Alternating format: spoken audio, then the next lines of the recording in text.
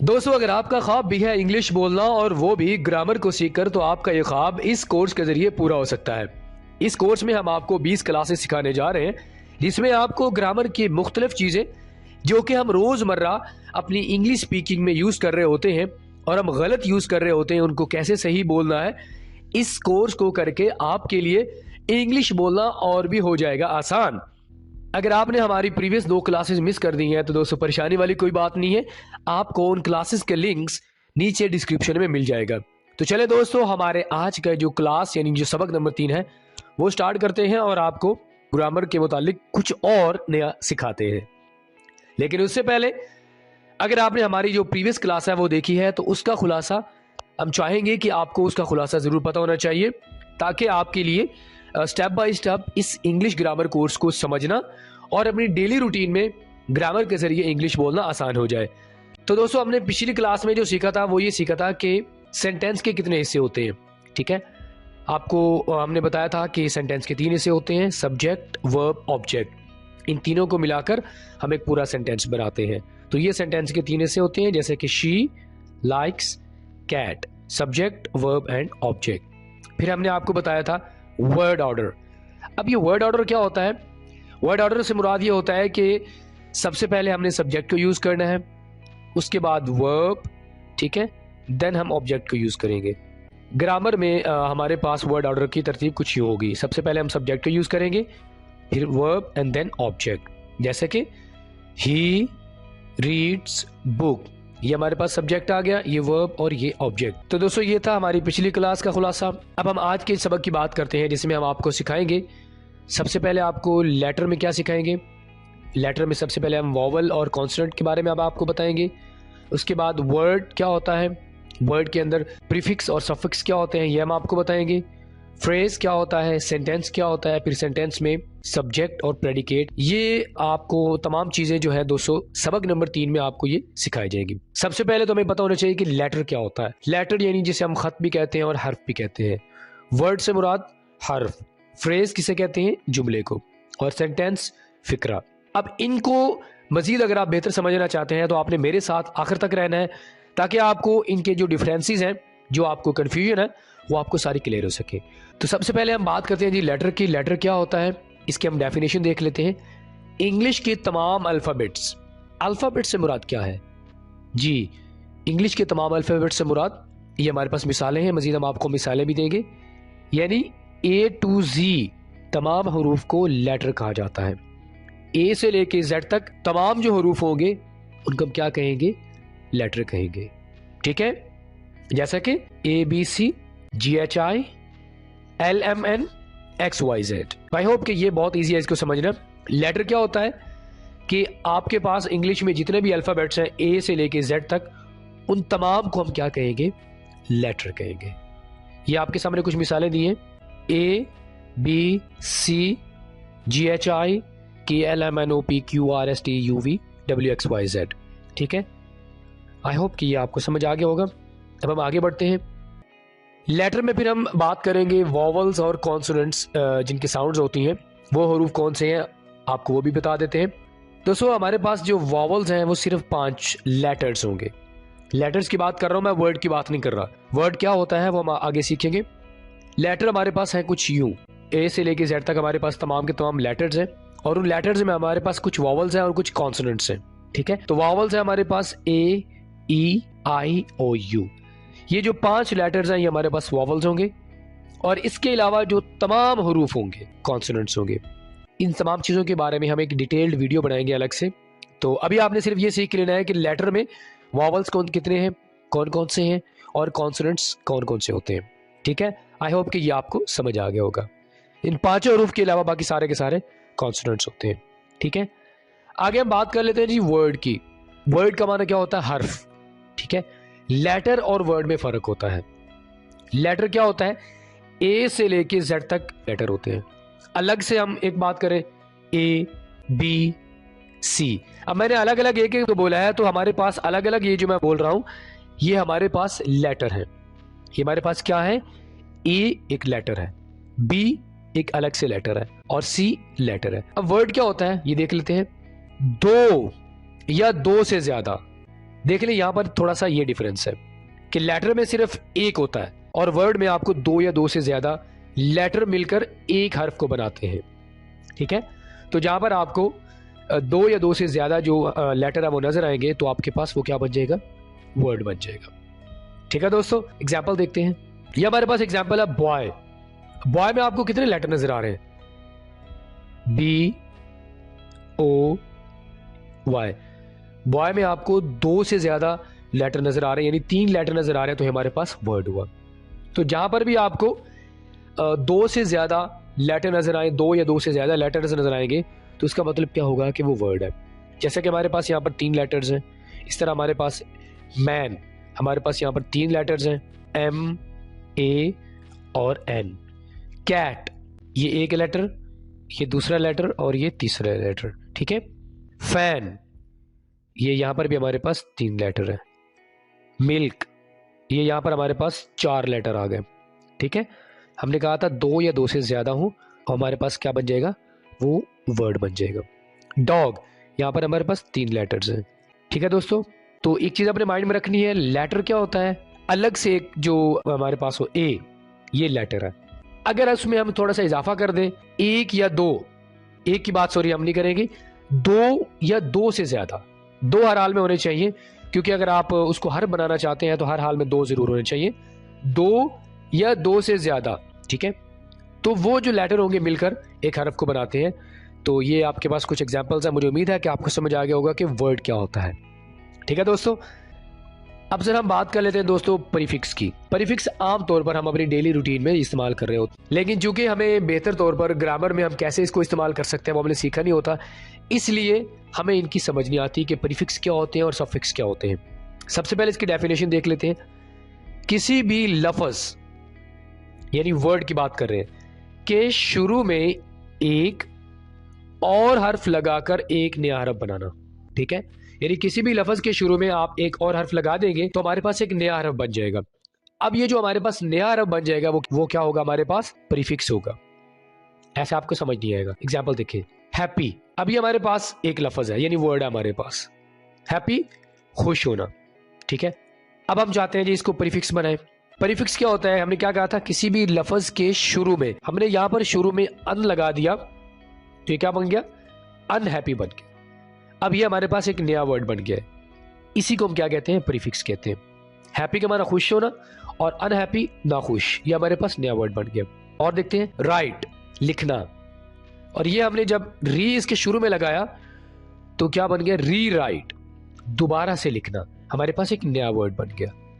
Kind, रहम दिल होना, ये हमने अन लगाया तो ये अनकाइंड बन गया, संग दिल बन गया। यानी कि लीगल, ये हमारे पास वर्ड था, हमने इसके शुरू में इल लगाया तो ये हमारे पास इलीगल बन गया, गैर कानूनी। एग्री, इसके शुरू में हमने डिस लगाया तो ये हमारे पास डिसएग्री बन गया, इसे हम क्या कहते हैं, प्रीफिक्स कहते हैं। मूव, मूव के शुरू में हमने RE लगाया तो क्या बन गया, रिमूव बन गया, जिसका माना होता है हटाना। दोस्तों याद रखिएगा, प्रीफिक्स को समझना बहुत ही आसान है। आपको अगर वर्ड के शुरू में, वर्ड के शुरू में बात कर रहा हूं मैं, ठीक है, वर्ड के शुरू में अगर कुछ भी इस तरह का इजाफा नजर आए, अन नजर आए, RE नजर आए, इल नजर आए, डिस नजर आए, इस तरह के वर्ड्स अगर आपको नजर आएंगे, ठीक है, तो आपके माइंड फौरन प्रीफिक्स की तरफ जाना चाहिए कि ये प्रीफिक्स है। ठीक है, तो आई होप कि ये आपको समझ आ गया होगा। अब जरा हम बात कर लेते हैं जी सफिक्स की। सफिक्स क्या होता है, किसी भी लफ्ज के आखिर में। प्रीफिक्स क्या होता है, प्री का मान होता है पहले, ठीक है, तो हम वर्ड के जो है शुरू में लगाएंगे तो वो प्रीफिक्स होगा। और सफिक्स में क्या होगा कि लफ्ज के आखिर में एक और हरफ लगाकर एक नया हरफ बनाना। दोनों में डिफरेंस क्या है कि प्रीफिक्स पहले आता है और सफिक्स वर्ड के आखिर में आएगा। एग्जाम्पल देखते हैं, इसी वर्ड को देख लेते हैं, हैप्पी। अब हमने इसके आखिर में ILY लगा दिया तो ये क्या बन गया, हैप्पीली, ठीक है, खुशी से। ब्रेव, इसके शुरू में इसके आखिर में हमने LY लगाया तो क्या बन गया, ब्रेवली, हमारे पास एक नया वर्ड बन गया। बहादुरी से। पेन, पेनफुल, ये हमारे पास एक नया वर्ड बन गया। केयर, इसके आखिर में हमने लेस लगाया तो क्या बन गया, केयरलेस बन गया, ठीक है। स्टेटमेंट, इसके आखिर में हमने मेंट लगाया तो स्टेटमेंट बन गया। पेंट, पेंट के आखिर में हमने ING लगाया तो ये पेंटिंग बन गया। सिंपल सा फॉर्मूला आपने अपने माइंड में रखना है, प्रीफिक्स का माना क्या होता है कि वर्ड के शुरू में किसी वर्ड का इजाफा करना और वो वर्ड नया बन जाता है, मतलब एक और नया वर्ड बन जाता है। ठीक है। सफिक्स ये होता है कि हमने वर्ड के आखिर में कुछ वर्ड का इजाफा कर देना है, तो हमारे पास एक नया वर्ड बन जाएगा। तो आई होप कि आपको प्रीफिक्स और सफिक्स समझ आ गई होगी। अब हम आगे मूव करते हैं, आपको बताते हैं फ्रेज क्या होता है। दोस्तों, सेंटेंस और फ्रेज ये बहुत ही परेशान कर देने वाली चीज़ होती है स्टूडेंट्स के लिए। स्टूडेंट्स के लिए फ्रेज और सेंटेंस में फ़र्क करना बड़ा मुश्किल हो जाता है। तो सबसे पहले इसकी डेफिनेशन देखते हैं। कुछ अल्फाज को मिलाकर एक जुमला बनाना। ठीक है जी, जुमला आपने बना दिया। अब आगे ये वाली बात आपने समझनी है, लेकिन पूरी बात समझ नहीं आती। आपको समझ नहीं आया होगा, दोबारा फिर मैं इसकी डेफिनेशन कर रहा हूं। कुछ अल्फाज को मिलाकर एक जुमला बनाना, लेकिन पूरी बात समझ नहीं आती। चले एग्जाम्पल देखते हैं, फिर आपको समझ आएगा। ऑन द रोड, सड़क पर। आपके सामने अगर कोई बोले ऑन द रोड, क्या आपको समझ आएगा? आपको समझ आएगा कि ये क्या कहना चाह रहा है कि सड़क पर क्या है, सड़क पर शोर हुआ पड़ा है, सड़क पर ट्रैफिक जा रही है, सड़क पर अल्लाह ना करे कोई एक्सीडेंट हुआ पड़ा है। आपको समझ नहीं आएगी, पूरी बात आपको समझ नहीं आएगी। यही तो फ्रेज है हमारे पास। एक जुमला तो होता है, जुमले की तरह होता है, लेकिन अपनी बात पूरी आगे वाले को नहीं समझा रहा होता, कन्वे नहीं कर रहा होता। ये तो हमारे पास फ्रेज है। आगे देखते हैं। इन द रूम, कमरे में। आपने किसी को अगर बताया जी इन द रूम, अब उसे क्या समझ आएगी कि कमरे में क्या है? कमरे में बैठ के कोई टीवी देख रहा है, या जिस शख्स के बारे में आप पूछ रहे हैं वो कमरे में है, तो आपको समझ नहीं आएगी।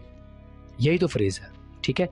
रीडिंग नॉवल, नॉवल पढ़ना, समझ नहीं आएगी।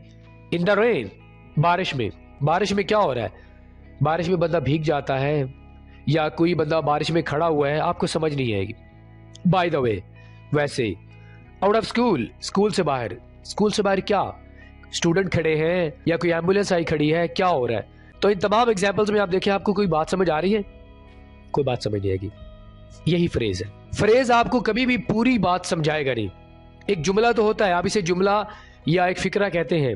इसमें सब्जेक्ट नहीं होगा, इसमें आपको बात पूरी समझ नहीं आएगी, इसमें आपको वर्ब और ऑब्जेक्ट तो नजर आएंगे, लेकिन आपको यहां पर सब्जेक्ट नजर नहीं आएगा। ये जुमला तो होगा, इसे हम जुमला तो कहेंगे दोस्तों, लेकिन इससे हमें बात पूरी समझ नहीं आएगी। आई होप कि आपको समझ आ गया होगा। अब हम बात कर लेते हैं जी सेंटेंस की। सेंटेंस क्या होता है? चंद अल्फाजों को मिलाकर एक पूरा जुमला बनाना और बात पूरी समझ भी आ जाए।